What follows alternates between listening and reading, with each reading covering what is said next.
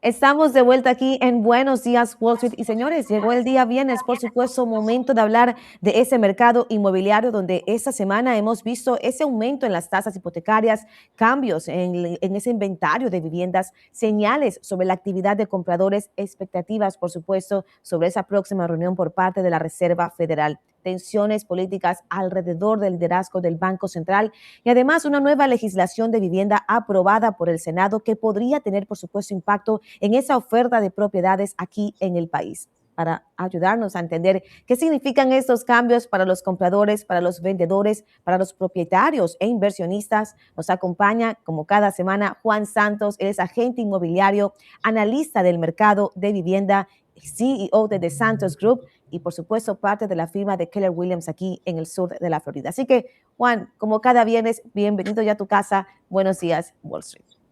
Muchas gracias, Vanessa. Buenos días, un placer estar con ustedes. Gracias, Juan, un placer, un gusto tenerte aquí cada viernes porque realmente tenemos buenas preguntas que sabemos que tú nos puedes dar la mejor de las respuestas. Gracias por acompañarnos aquí. Saludos, Así es, Juan.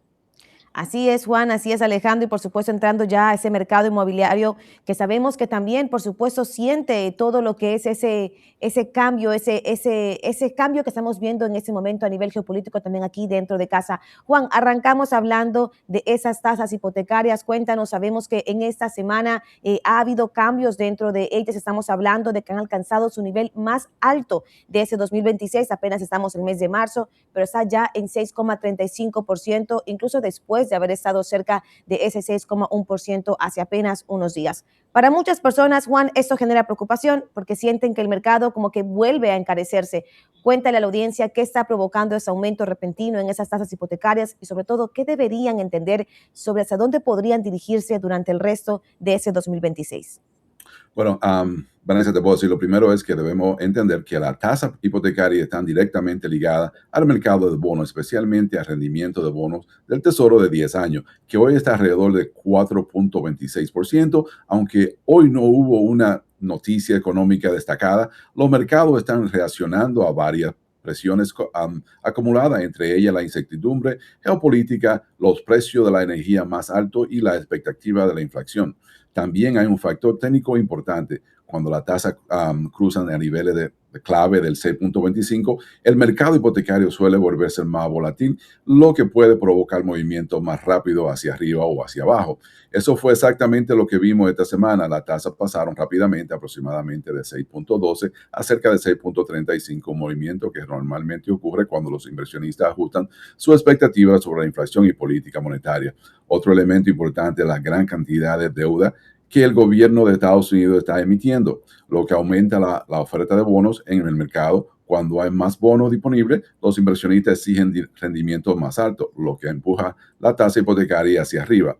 Aún así, es importante ponerle en contexto, las tasas actuales siguen siendo más bajas que hace un año cuando estaba cerca del 6,8%, lo que significa que el mercado sigue siendo más favorable en el 2024 y principal del 2025, mientras el futuro de la inflación será el factor más importante. Si los próximos reportes de inflación bajan, podría haber nuevamente presión a la baja de la tasa. Pero si continuamos las tensiones globales, el aumento en el gasto gubernamental o la inflación persisten, es posible que la tasa se mantenga en el rango del 6 a 6,5 durante gran parte del 2026. Qué interesante eso que estás diciendo, Juan, porque incluso hemos visto que uno de los cambios más importantes en el mercado inmobiliario de aquí dentro de los Estados Unidos es que este inventario de viviendas ha aumentado después de varios años de escasez, una escasez muy grande, escasez extrema.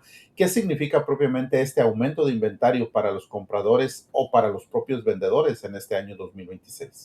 Bueno, te voy a decir, Alejandro, durante los años posteriores a la pandemia, especialmente en el 2021 y 2022, el mercado tenía muy poca propiedad disponible, lo que creó un entorno extremadamente favorable para los vendedores. Ahora estamos viendo a un aumento gradual del inventario, aproximadamente del 4,9% más viviendas disponibles que hace un año, lo cual está ayudando a equilibrar el mercado.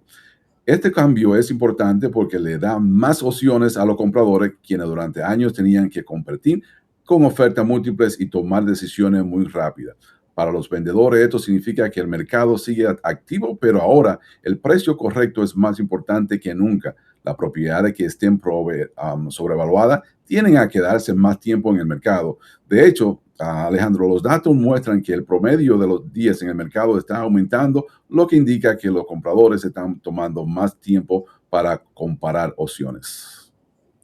Ahora, Juan, también vimos esta semana que esas ventas de viviendas existentes aquí en Estados Unidos sorprendieron al mercado con una ligera alza de un 1,7% en febrero, pero es una alza. De esa manera ha alcanzado ese ritmo anual de 4,09 millones de ventas. Así que cuéntanos, por supuesto, qué está impulsando ese regreso de compradores al mercado y qué nos dice también esto sobre la expectativa que podríamos tener del mercado inmobiliario para el resto de ese 2026. Bueno, ese es uno de los factores más importantes, que la tasa hipotecaria se ha mantenido cerca del 6% durante parte del año, lo cual ha mejorado ligeramente la accesibilidad de los compradores. También hemos visto una desaceleración en el crecimiento de los precios de la vivienda, con un aumento anual aproximadamente de 1,8%, mucho y más moderado que los aumentos de 2 dígitos que vimos durante la pandemia. Algo muy interesante es que la participación de los compradores por primera vez alcanzó un nivel más alto en 5 años, lo cual indica que nuevos compradores están comenzando a regresar al mercado. Sin embargo, todavía existen desafíos importantes, principalmente la falta de vivienda accesible para compradores primerizos, especialmente en el rango de precio más bajo. Además, factores globales como los conflictos geopolíticos y el aumento de los precios en la energía podrían presionar la tasa hipotecaria alza nuevamente. Muy bien, muy bien. Incluso hemos visto que pues el mercado está mirando a esta próxima reunión. Este miércoles 18 la Fed se reúne, incluso la penúltima reunión de Jerome Powell, ¿verdad? Según la herramienta del Fed Watch que estamos viendo por aquí, te lo voy a mostrar en estos momentos para ponerlo en pantalla. Los mercados están anticipando que la Fed realmente no hará ningún cambio, se mantendrán esas tasas del 3,5 al 3,75. En realidad, ¿qué nos dicen estas probabilidades sobre lo que espera Wall Street y qué significa esto para la economía y el mercado inmobiliario? Bueno, te puedo decir, Alejandro, actualmente los mercados financieros indican que una probabilidad cerca del 99% de lo que la Reserva Federal mantendrá la tasa sin cambios en la próxima reunión de marzo. Esto refleja que la Reserva Federal sigue una postura de espera y observar, evaluando los datos de inflación, empleo y crecimiento económico antes de tomar cualquier decisión. El Banco Central quiere asegurarse de que la inflación continúe bajando de manera sostenida hacia una meta de 2% antes de comenzar un ciclo de reducción de tasa. Otro factor importante es que el rendimiento del bono del Tesoro de 10 años sigue siendo relativamente alto, lo que mantiene las condiciones financieras más restrictivas, incluso sin que la Reserva Federal suba la tasa. Para el mercado inmobiliario, esto significa que la tasa hipotecaria probablemente se mantendrán en rango aproximadamente de 6 a 6,5% durante gran parte de 2026, lo cual permite cierta estabilidad, pero todavía limita la accesibilidad a muchos compradores. Claro que sí, Juan. Además, ya que estamos hablando de política monetaria, además de lo que comentaba Alejandro, también estamos viendo pues una tensión dentro de la Fed. El senador Tom Tillis, que recientemente dijo que no apoyará al nominado Kevin Warsh para presidir la Fed, mientras por supuesto continúe esa investigación que está pendiente del Departamento de Justicia sobre el actual presidente Jerome Powell. Ya que eso es noticia y por supuesto pues está poniendo como quien diría, no solamente el tema de ese caso con Jerome Powell, sino también el de Lisa Cook. ¿Cómo ves tú que se podría impactar lo que es el mercado inmobiliario, esa, por supuesto, credibilidad en la Reserva Federal cuando estamos viendo un caso que no tiene precedentes?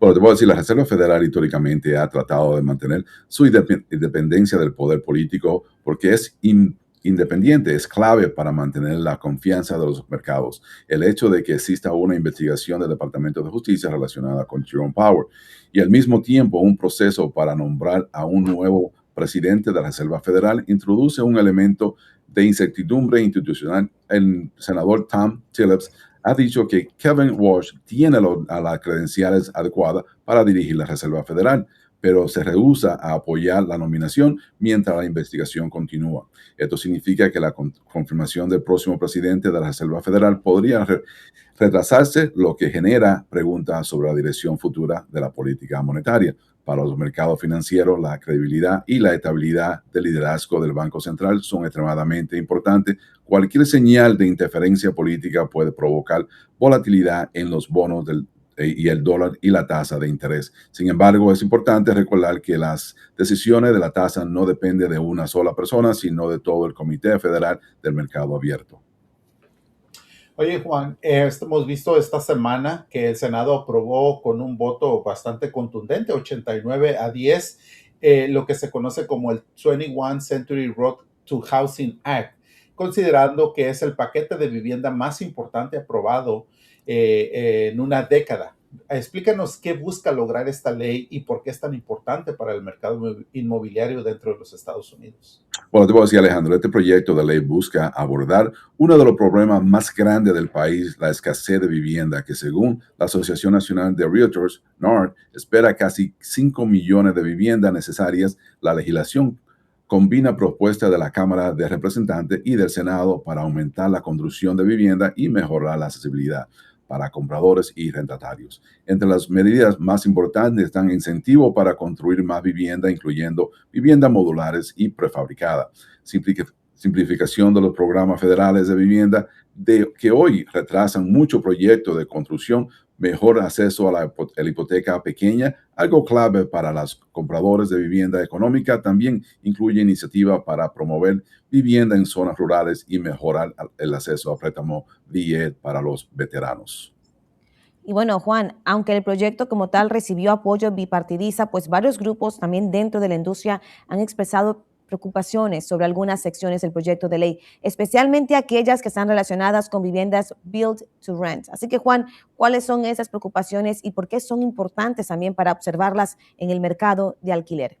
Bueno, te voy a decir, Vanessa, uno de los puntos más debatidos del proyecto es una regla que obligaría a los inversionistas institucionales a vender ciertas comunidades built to rent o construidas para el alquiler como viviendas individuales en un plazo determinado. La Asociación de Vivienda Multifamiliar y de Apartamentos argumenta que esto podría reducir la inversión en nuevas comunidades de alquiler. El modelo Build to Rent ha crecido mucho en Estados Unidos porque permite construir comunidades completas de casas diseñadas específicamente para alquilar, lo cual ayuda a familias que no pueden comprar una vivienda todavía. Si los inversionistas pierden flexibilidad para operar estos proyectos, podrían reducir las nuevas construcciones, lo que eventualmente podría aumentar los precios de la renta. En esta palabra, menos inversión en vivienda significa menos oferta y eso podría afectar directamente a la accesibilidad.